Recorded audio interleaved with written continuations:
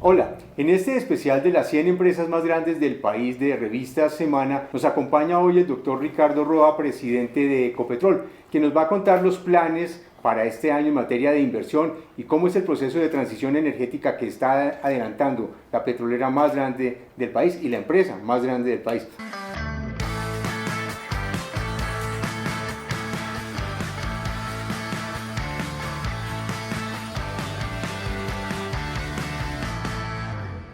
Doctor Roa, muchas gracias por acompañarnos. Muy buenas tardes para todos, un gusto para mí estar con ustedes. Doctor Roa, ¿cómo cerró el 2022? ¿Cómo fueron los resultados de Ecopetrol el año pasado? Bueno, los resultados de Ecopetrol al cierre del 2022 fueron realmente excepcionales. Nos acompañaron aspectos muy relevantes del mercado que permitieron unos logros súper importantes. Estamos hablando de cerca de 160 billones de pesos de ingresos en el año 2022, 42.4 billones de transferencias a la nación, 33.4 billones de utilidad neta y estamos hablando de inversiones cercanas a los 5.500 millones de dólares en el año 2022. Todos elementos desde la producción, desde la transformación que se hace en las refinerías, de los combustibles pesados, del crudo, y de las mezclas para producir gasolinas, estamos hablando de que en el 2022 se lograron y se registraron números históricos para la principal compañía estatal, no estatal, también estatal y privada. Pues ahí hay una participación. Sí, una participación muy importante de la nación, del 88.6%, y con la participación privada se hace el 100% de la sociedad. De modo que se han repartido también dividendos históricos, de casi 600 pesos por acción, esto es histórico, y refleja pues una condición técnica, operativa, financiera de la empresa, quizás de las mejores en su historia. Si uno mirara el comportamiento del precio del año pasado, uno podría decir, pues ahí está la explicación, porque tuvimos un precio promedio, usted me corrige, cercano a los $100 por barril. Sin embargo, ¿hay algo adicional que haya ayudado a esas cifras que hizo Ecopetrol que fuera un año histórico? Sí, pues digamos, desde lo técnico, desde lo operativo, desde la producción logramos hitos importantes en el año anterior. En la producción cercana a los 700, por encima de los 700.000 barriles día, una refinación cercana también que ya hoy supera los 420.000 barriles de combustibles transformados, procesados en las refinerías. Eso ha hecho, y los regímenes de producción, la mejora en la producción, además de la mejora en las características y la producción técnica operativa de la compañía, ha permitido estos resultados históricos que también se reflejan en el primer trimestre de este año. También siguen repitiéndose, al margen de lo que usted acaba de mencionar. El crudo ha tenido en los últimos meses una caída importante, cerca de $17 por barril. Es la caída que ha tenido el precio del crudo. Igual afecta también los ingresos, las utilidades de la compañía en pesos, la tasa de cambio, que hoy pues, está en uno de sus niveles más bajos de los últimos tiempos, quizás. Y con eso, al margen de esas variables macroeconómicas que está teniendo el comportamiento del precio del crudo en el mercado internacional, más la tasa de cambio, Ecopetrol sigue mostrando unos indicadores de desempeño en lo técnico, en lo productivo, en lo operativo, en sus 4 líneas importantes de negocio, apalancadas también por las 2 nuevas, que son la transmisión de electricidad en los activos más importantes que tiene ISA, más de 48.000 kilómetros de línea de transmisión en los 9 países donde hace presencia ISA, han ayudado y han contribuido a que la transición energética para Ecopetrol ya inició. Para mí la transición energética tiene que verse en 2 líneas fundamentalmente, en lo ambiental por supuesto, pero también en la generación de riqueza y en los proyectos y la economía sustituta de los ingresos dejados de percibir con el petróleo y el gas. Ya vamos para la transición energética. ¿Cómo arrancó este año? Se lo pregunto porque las expectativas de Banco Mundial, OCDE, Fondo Monetario Internacional e incluso las mismas expectativas del Banco de la República muestran que el crecimiento en Colombia va a empezar un proceso de desaceleración. No vamos a hablar de recesión aún todavía porque seguramente en algunos trimestres seguidos vamos a encontrar algún comportamiento negativo, pero sí hay una profunda desaceleración. ¿Cómo se va a comportar Ecopetrol en ese escenario? Sobre todo porque afuera también en el mundo se está viendo una profunda desaceleración. Bueno, sigue habiendo un importante crecimiento de la demanda por combustibles líquidos en el país. sigue habiendo un importante crecimiento de nuestros ratios de producción de crudo, ya estamos por encima de los 720.000 barriles día, sigue habiendo un incremento en la transformación de ese crudo en gasolinas y combustibles para el mercado, ya en algún momento de mayo hemos alcanzado los 437.000 barriles día de transformación y de carga en las refinerías de Barranca Bermeja y de Cartagena, de modo que operativamente seguimos. Hemos anunciado hallazgos importantes en los contratos que tenemos vigentes para búsqueda de petróleo y gas. Seguimos invirtiendo, vamos a seguir invirtiendo a una tasa de unos 5.500, 6.000 millones de dólares al año para ampliar esa expectativa de búsqueda que tenemos en el marco de los contratos vigentes para exploración y también en los contratos de producción que tenemos existentes. Hemos estado acelerando los recursos para poder incrementar reservas, que de estas reservas de crudo y gas es que se sustenta la valoración de una compañía con base en el negocio tradicional de la exploración y la transformación del crudo y del gas en combustibles de los que utilizan finalmente los usuarios. ¿Cuál es el panorama de reservas de Ecopetrol hoy?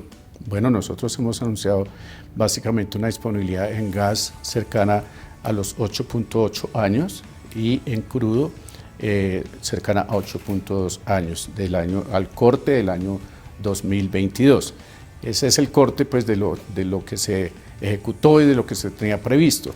Estamos esperando, hemos subido el año anterior unos recursos contingentes que son en las fases de maduración de estos hallazgos y de estas búsquedas que se hacen con la sísmica y con la básica. En esa incorporación de recursos contingentes, este año estamos poniéndole el acelerador para que esos recursos contingentes migren hacia lo que se llaman reservas. Entonces ya en eso vamos a tener reservas con probabilidad de existencia del 90%, del 50%, del 10%, y en esta medida vamos a ir incorporando en el portafolio la existencia de reservas para garantizar la seguridad del abastecimiento energético al país.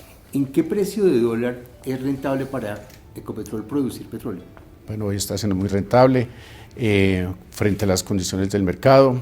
Todavía tenemos espacio para hacerlo mucho más competitivo, mucho más eficiente. Nuestro proceso de levante del crudo desde el momento en que se tiene el hallazgo identificado y desde que se determina volumétricamente su capacidad de almacenamiento de crudo y la posibilidad de colocar ese crudo o esa molécula de gas en el mercado. En eso estamos encontrando espacio. Le pongo de ejemplo el factor de recobro. El factor de recobro nosotros en promedio hasta el 2022 estaba haciendo el 19%. Vamos a mejorarlo de aquí al 2025 a un 23% y tenemos el potencial de mejorar el factor de recobro en un 31%. Esto obviamente involucra recursos importantes en tecnología, en volver prácticamente inteligentes los recursos con los cuales se busca y se extrae el crudo y el gas desde los campos donde se encuentran. Uno de los debates que se ha dado es el tema de los contratos de exploración, los nuevos contratos de exploración. ¿Cuál es la posición de Ecopetrol frente a ese tema? No, pues esta es una posición que es la de un agente más del mercado.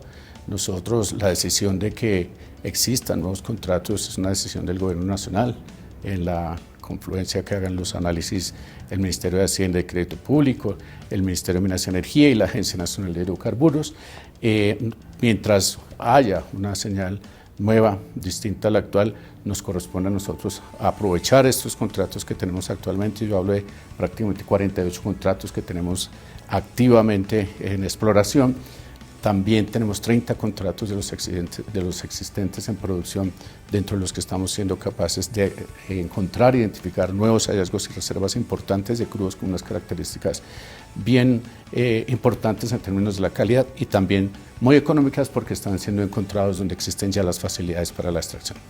¿Cómo está el tema de gas? Y se lo pregunto por el tema offshore que ha venido anunciando Ecopetrol sobre los campos que están en el Océano Atlántico. Bueno, el tema de gas ha tenido históricamente una relación reservas-producción de 6, 7 años. Hoy lo que estamos viendo pareciera, digamos, más bien una angustia mediática, porque reservas para gas hay, todavía en nuestras cuentas alcanza para unos 8 años en el balance de Ecopetrol, lógicamente en la consolidación que hace la Agencia Nacional de Hidrocarburos, pues los números se bajan un poco. pero nosotros lo que tenemos hoy es ya el compromiso de nuevos hallazgos, estamos buscando en los campos actuales, tenemos una gran expectativa, centramos nuestra gran expectativa en el desarrollo de los recursos contingentes que en la costa caribe se han identificado. Estamos hablando de prácticamente proyectos Gorgón, Uchua, en los que podemos estar encontrando prácticamente entre 3.3 y 5.4 terapias cúbicos de gas adicionalmente. El gran reto es desarrollarlos con una madurez muy rápida. Los escenarios de estrechez del suministro de gas que se simulan desde la UDME y desde la Agencia Nacional de Hidrocarburos apuestan a que en un escenario de alta demanda de estos combustibles, que el gas natural en los últimos 10 años muestra un comportamiento de la demanda prácticamente estable, alrededor de los 1.000 millones de pies cúbicos día. En ese escenario eventual de un crecimiento de la demanda, estaríamos teniendo un cuello de botella hacia finales de 2026, 2027, que esperamos muy pronto con las actividades que estamos adelantando. Y la gran meta que tenemos de acelerar estos tiempos que se conocen como el tiempo, el time to market, o sea, el tiempo para colocar desde que se busca el petróleo hasta que se pone disponible la molécula en el mercado, lo reduzcamos sustancialmente. Yo sé que la respuesta puede no ser evidente, pero esos recursos que están offshore, más o menos ustedes dentro de los planes que tienen, ¿cuándo podrían estar comercializándose? Históricamente estos recursos han tenido un proceso de maduración hasta su extracción y colocación de 10, 12 años en Ecopetrol. Obviamente es un promedio porque hay campos y hay pozos que tienen unos tiempos menores y hay otros que tienen unos tiempos mayores que esa media. Pero la expectativa, nuestra gran apuesta y el gran reto que tenemos es hacer esa colocación en reservas P1, P2 y P3 en periodos no mayores a 5 o a 7 años. ¿Y eso cuánto va a costar? Bueno, eso va a costar un mundo de dinero en la medida en que los estudios y los esfuerzos así lo demanden, pero como le he venido diciendo, vamos a estar con una hoja de ruta de aquí al 2025, de inversiones cercanas anualmente a los 5.6, de los 4.5 a 6.5 billones de dólares. Ok. Pasemos al tema del fracking, porque es una situación bastante, yo digo, complementaria, y es, en Estados Unidos el Permian, donde ustedes tienen una operación, se ha comportado como uno de los mejores pozos que ha tenido Ecopetrol. Usted me corrige si llego a decir alguna cosa que no sea verdad. Y pues en Colombia pues la decisión fue no fracking. ¿Cómo hacen un poco ustedes para ligar las dos aristas? Bueno, en su momento se tomó la decisión de hacer esta inversión en el Golfo y hoy esa inversión está reportando unos resultados económicos bien importantes, uno de los más importantes para la compañía. El fracking allí está desarrollándose dentro de unos estándares y dentro de unas prácticas ambientalmente muy controladas, es decir, no hay afectación a las fuentes hídricas, el uso de la fragmentación con agua a la roca. Estas son inversiones también para muy cortos plazos, estas son inversiones de 5 a 7 años que duran esas extracciones de esos recursos allí, de modo que pues en ese ejercicio lo que está bien hecho y lo que está siendo bien hecho y lo que está rentable hay que cuidarlo y protegerlo como el negocio tradicional de Ecopetrol sustentado en el petróleo y el gas. ¿Han pensado otras operaciones de fracking fuera de Colombia? No, por ahora no estamos, ese no es el core, por ahora estamos centrados en gestionar y generar la gran riqueza, la gran generación de recursos para la transición energética en Colombia, desde Colombia y seguramente para la región. ¿Y fracking en Colombia ya descartado? El fracking en Colombia está descartado, hace trámite un proyecto de ley prohibiéndolo y nosotros esas actividades ya desde Ecopetrol ya no las seguimos ejecutando, ahora estamos dedicados al offshore. Pasemos a la transición. ¿Cuáles son los planes de transición energética de Ecopetrol y qué papel va a cumplir ISA en ese ejercicio? Bueno, la incorporación de ISA, como lo decía ya, es una inversión de portafolio que nos permite tener unos recursos no solamente ligados a un commodity y al valor del crudo en el mercado internacional, sino ya son ingresos regulados de largo tiempo, dolarizados, estables, de modo que hay una transición ya hacia una nueva búsqueda del portafolio de generación de riqueza económica sustentada en un negocio distinto al tradicional del petróleo y el gas. Por eso ISA se vuelve el gran referente. El gran referente es que hacia el 2040 se espera que el aporte que hagan los activos de ISA alcance un 25, un 26% y en suma con los negocios de bajas emisiones se alcance un EBITDA de prácticamente el 40% del total del negocio de Ecopetrol hacia el año 2040. En eso los proyectos están claros. El primero es la eficiencia energética. Nosotros tenemos un parque generador térmico de 1.300 megavatios, el cual podemos hacer una reconversión tecnológica del mismo hacia los combustibles de la transición, el hidrógeno verde, el hidrógeno azul. En eso hay una gran apuesta. También hay una gran apuesta en la incorporación de tecnología propia para ahorrarnos en el consumo propio de energía de Ecopetrol cerca de un 15 o un 20%, y eso es algo muy sencillo que vamos a desarrollar muy rápidamente. Está la siguiente fase, que es los negocios de bajas emisiones. Entonces, los negocios de bajas emisiones también está obviamente la incorporación de proyectos de energías renovables. Ya tenemos prácticamente 208 megavatios instalados en fuentes desde el sol, del viento y de la maremotriz y la hidroeléctrica. La idea es hacia el 2025 estar alcanzando unos 900 megavatios, casi un giga de capacidad adicional instalada en nuestras fuentes de producción y de transformación, prácticamente en las refinerías y en la zona de La Guajira, proyectos que son los insumos básicos para la producción a través de la electrólisis de hidrógeno y amonia verdes.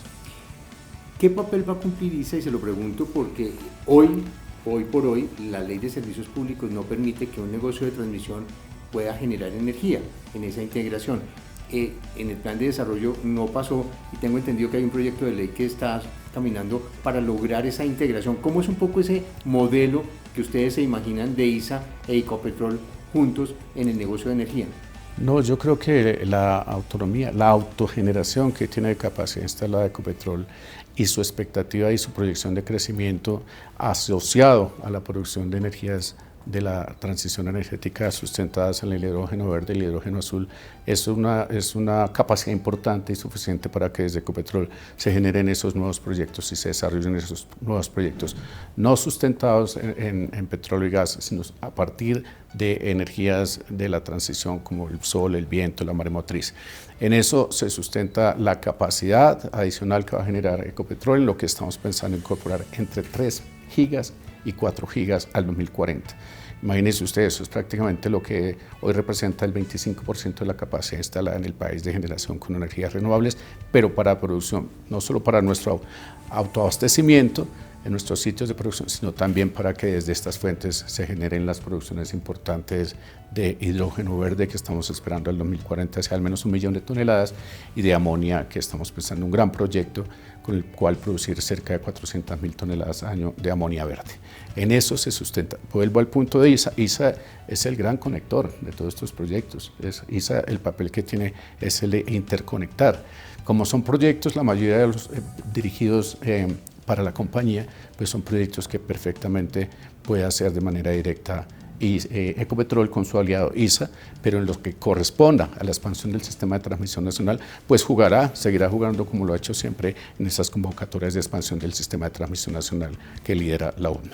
Pero en este momento, digamos, Ecopetrol no podría generar para el país una energía que no sea autogeneración. En estos momentos, Ecopetrol juega un papel importante, que es el ser el mayor autogenerador de energía. Si quisiera y tuviera excedentes asociados a estas energías renovables, los podría colocar en el sistema. Eso es la regulación actual. Ecopetrol hoy, insisto, es el principal consumidor de energía, es el principal autogenerador de energía, es el principal productor de petróleo y gas desde el país, y ese rol y ese papel es el que le permiten buscar un liderazgo importante, mejor que ningún otro actor en la transición energética. ¿Han pensado la posibilidad de generar energía fuera de Colombia? Pues no hemos evaluado, no está en el portafolio de proyectos, inversiones asociadas a adquirir compañías de generación. seguimos buscando y explorando negocios. Obviamente el portafolio está la hoja de ruta trazada en los proyectos de transición energética y en la conservación del negocio tradicional. Esto es bien importante que se sepa porque ahí está la generación de riqueza y los recursos para una transición energética que hemos llamado justa, segura y equitativa. Ese es el gran reto. Nosotros en el portafolio que tenemos de inversión es con estos números que le he indicado, unas metas de inversión agresivas siempre y cuando las condiciones de mercado actuales sean permanentes y nos permitan en esa viabilización de esos proyectos aspirar a jugar ese gran papel, ese gran liderazgo que ningún otro actor tiene en el país como Ecopetrol, por esas características, esas condiciones y esa naturaleza de sus negocios que ninguna otra empresa lo tiene en el país. ¿Cómo es el cronograma de esa transición energética de Ecopetrol? Es decir, ¿Ecopetrol en qué momento dejaría de empezar a no sostenerse sobre el negocio natural del petróleo y del gas, sino sobre esas otras energías en donde están haciendo esa gran apuesta? No hay una fecha específica. Yo le quiero decir que lo que estamos observando es que para el año 2040 el negocio tradicional de Ecopetrol ya no va a pesar el 100% que es lo que pesaba hace 2 años, sino va a pesar el 50%. Ahí está la transición energética al 2040. Esa nueva generación de vida y de riqueza económica de Ecopetrol ya va a estar un 40-45% sustentada en los negocios de transmisión de ISA, que tiene vías, tecnología y transmisión de electricidad, y en los negocios de bajas emisiones. Ok. En el caso de gas, doctor Roa, ¿la importación de gas en el caso de Venezuela es una posibilidad? Hoy el gas representa en el total de los hidrocarburos en el país un 22%. Lo que estamos planteando desde Ecopetrol es al 2030 que esa porción llegue a un 30% de la relación gas del total de hidrocarburos. En la hoja de ruta que hoy tenemos trazada no habría necesidad de importación de gas desde Venezuela. Insisto, estamos muy centrados en volver reservas del nivel P1, P2, P3, esos recursos que hoy son contingentes en el offshore, con unos potenciales importantísimos para gas. El país ha importado gas, siempre ha importado gas, sobre todo en los fenómenos de Niño, donde hay una estrechez del sistema para producción con hidroelectricidad. Ahí se importa gas para asegurar el flujo, el suministro del abastecimiento de gas a la industria y al sector de generación térmica. Hay una facilidad, una existencia allá en el Caribe para hacer a través de una regasificadora la importación de ese gas. Lo que sí nos corresponde es simular esos escenarios críticos y gestionar desde Ecopetrol, muy importante actor en esa búsqueda de darle estabilidad al sistema en esos momentos de estrechez y de crisis.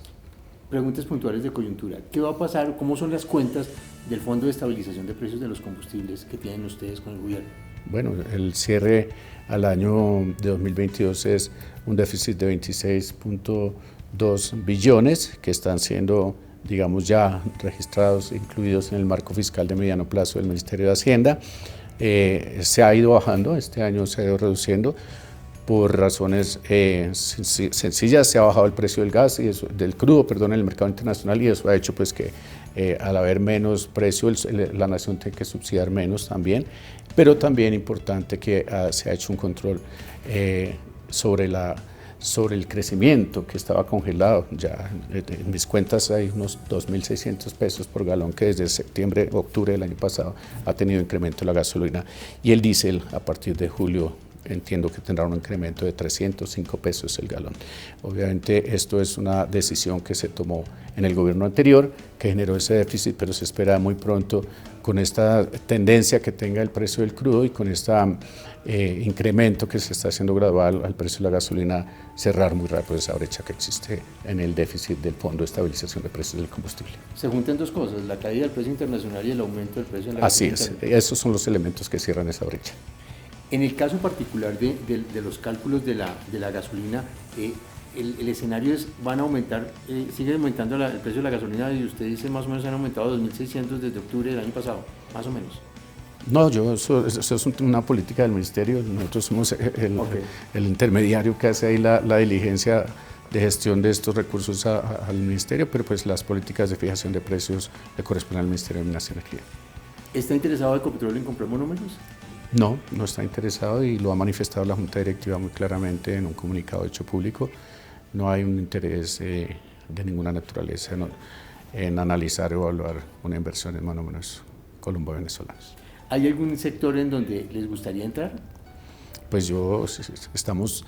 adicional a los de la transición. Bueno, estamos con la hoja de ruta centrada en los proyectos de la transición energética, poniéndole el acelerador a estos recursos contingentes del gas, aumentando. Hay un tema que no había mencionado, supremamente importante, aunque ya lo dije tangencialmente, es el factor de recobro. En el factor de recobro vamos a tener mucha posibilidad de incrementar reservas y de incrementar producción. De eso va a depender mucho de esas tecnologías modernas que están implementándose con inteligencia artificial, y en eso estamos poniendo nosotros nuestra mayor atención de recursos para hacer una mayor gestión en el factor de recobro y una mayor colocación de tanto de gas como de petróleo en el mercado. ¿La producción para este año usted espera cerrarla en cuánto? No, estamos cercanos a estamos superando los 320.000 barriles promedio día de producción, y en la refinación hemos alcanzado hitos de 437.000 barriles por día. Doctor Roa, muchísimas gracias por... A usted, muy amable. Muy amable. Muchas gracias a ustedes por estar con nosotros en esta conversación. Los esperamos en una próxima oportunidad.